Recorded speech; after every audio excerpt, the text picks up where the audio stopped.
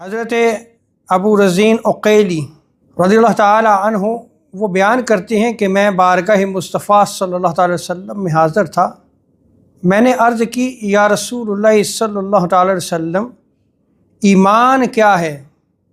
تو آقا علیہ الصلوۃ والسلام نے ارشاد فرمایا ایمان یہ ہے کہ تو اللہ اور اس کے رسول کو محبوب رکھے، کائنات کی ہر چیز سے بڑھ کر اللہ تبارک و تعالیٰ اور اس کا رسول تمہیں محبوب ہوں۔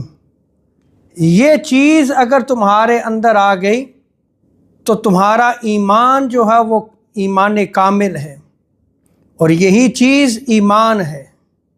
اس روایت میں اگر آپ غور کریں تو اللہ اور اس کے رسول کی محبت کو ایمان قرار دیا گیا ہے۔